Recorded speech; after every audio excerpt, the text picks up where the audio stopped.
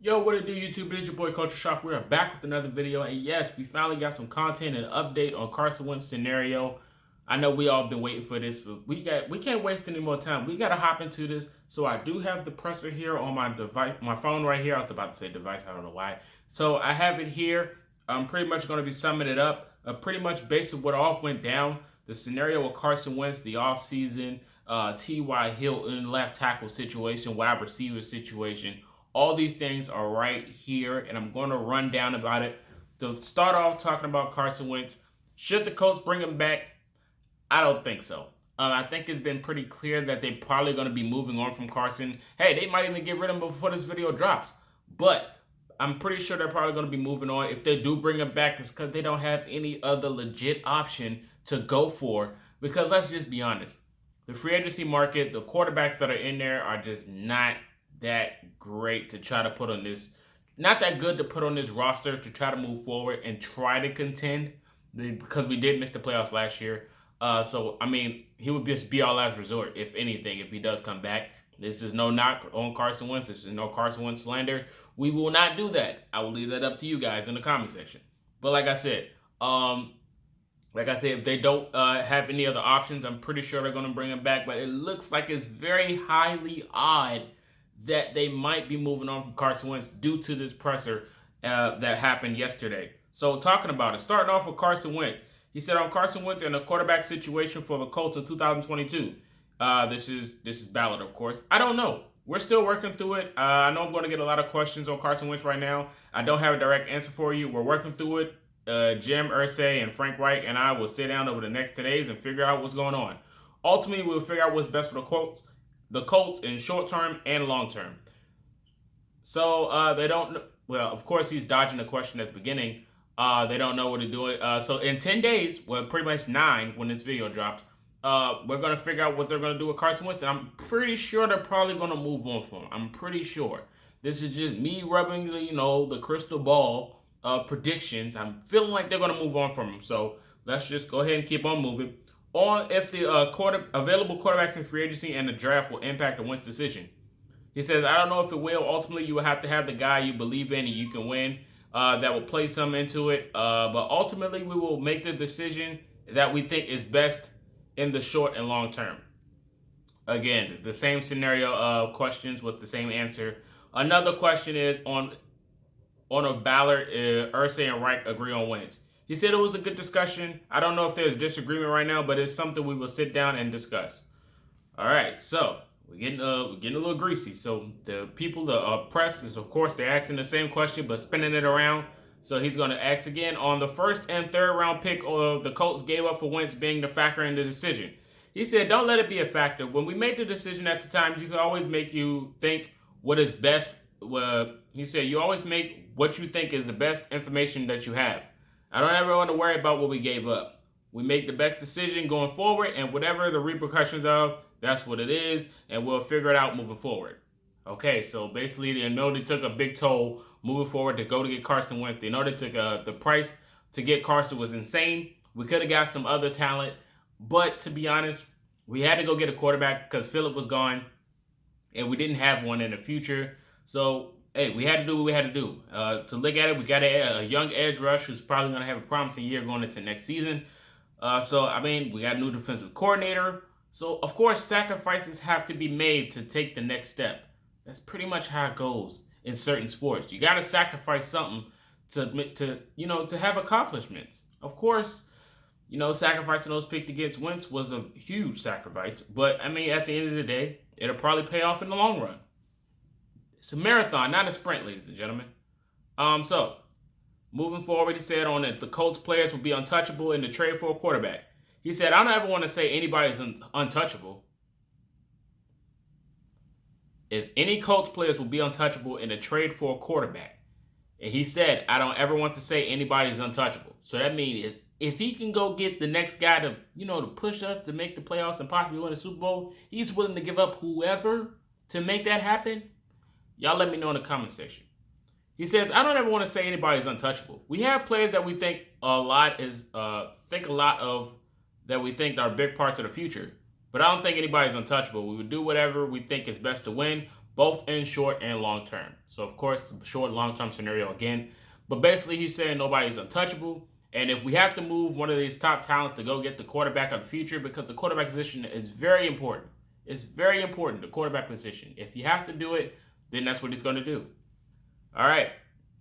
He said on Wentz hearing all the public debate about his status as the Colts QB in 2022. He said he visited with Carson today in his office for an hour. It was good. It was really good. I think he's learning to handle the criticism. I think you have to ask yourself, and I ask it with the criticisms I get, which some of it is deserved. Is the criticism fair? Is it fair? I'll take it in. If it's fair. If it's not fair, then what am I doing? I'm not wasting my headspace on that, but if the criticism is fair, then we have to look internally and accept and grow from it. Most of it pretty fair. It would be interesting to see how Wentz grows from this. I think he will. Okay, so this is him talking about what's siding with him about the criticism that they both got basically due to the last year that we had and not making the playoffs, potentially just losing those last few games it was terrible. It was really terrible. So, of course, he takes the criticism that he's going to go with it. Of course, I'm pretty sure you guys are going to criticize him in the comment section, but he understands. Okay, so on not having a first-round pick, adding urgency to free agency this offseason, this is what we really need to dive into.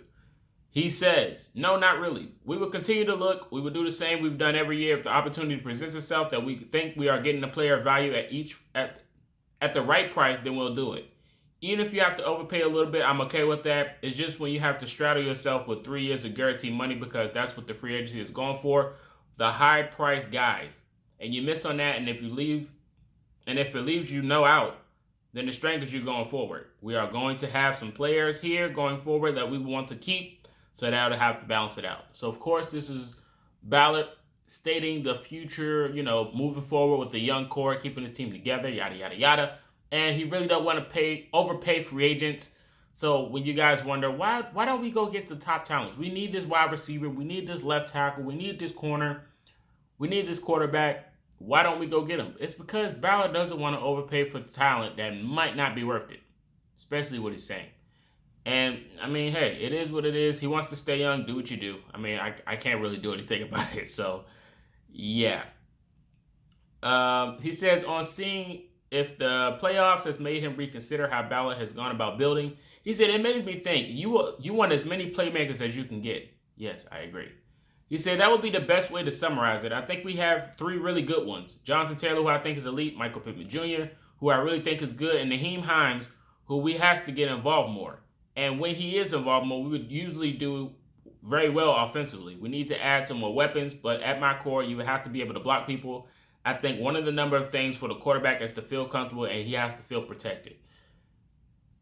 That is nothing but facts. We have to get Naheem Hines involved because he is one of the fastest players in the NFL, and he wasn't even used like he was supposed to be used last year. It's disgusting. It's disgusting.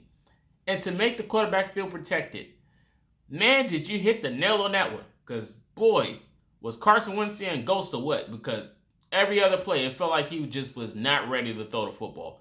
Now, of course, this might have been a mental thing, whatever you guys want to say, but the offensive line played very poor last year. They really did. And we have to get a better offensive line.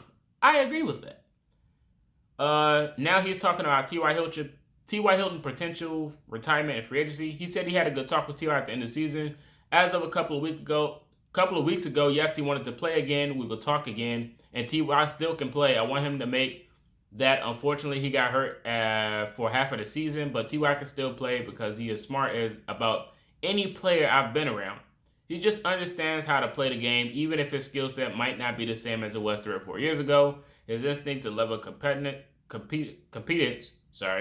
in terms of understanding what's happening, he knows how to play. Okay, so basically, T.Y. still doesn't know if he wants to retire or not. Everybody still thinks he can play. Some of you, of course, in the comment section doesn't, but I did state this. T.Y. in any system can be a decent value. Of course, you might bring up, his injury history, but his last injury was a concussion. That's not his fault. It's a freak accident. Of course, the hamstring put him out half the year, but when he was on the field, he made a difference. So, I mean, the lack of offensive line play, the lack of quarterback play had a lot to do with what happened when T.Y. was on the field. But I still think if he would have been on any other team, he would be just as productive and probably even more because they have a more flourished system and they actually probably have a quarterback that's going to feed him the football. So the lack of play last year was from the whole wide receiver core, not just T.Y. Hilton. So I still think he can play.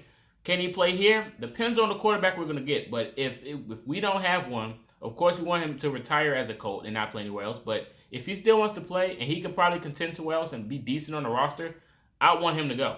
I want him to be successful. Just as simple as that. So on other wideouts, he said Zach Pascal was a really good player for us. Didn't quite have the season that he wanted to have and we wanted him to have, but he's a great teammate. He played his role and played his role to the best he could this year with Patman and Strawn. We think that we have the upside, but they have to prove it like any other unknown player. Until it's proven, they have to prove it. We do think they have a good skill set to ascend, and I don't want to forget about Paris Campbell either. Does it mean we're going to sit here and count on him to be number 2 or number 3 right away? No. We will add competition to the position, but Paris Campbell is still a very talented guy. The injury part has been unfortunate, but the flashes has been really good with Paris. The guy has worked and done everything he could, but just had some bad luck. So he is not counting on the return of Paris Campbell. He wants him to come back, but he's saying his position and his spot on the field is not guaranteed. He wants everyone to work, and he mentioned he's going to be adding some competition. So that's the big bonus going into free agency. Are we going to get that big-time wide receiver we've been dreaming of? Maybe, because he said he's adding competition, so I'm looking forward to it. Like I said, I am all in for bringing back Paris Campbell, but if he can't stay healthy, hey, we got to do what we got to do at the end of the day, right? So, I agree with that part. On any specific talks with Jack Doyle, he said not yet, but he had some good talks with him. I mean, if Doyle retires, he retires. I think we need another tight end anyway, so it doesn't really matter.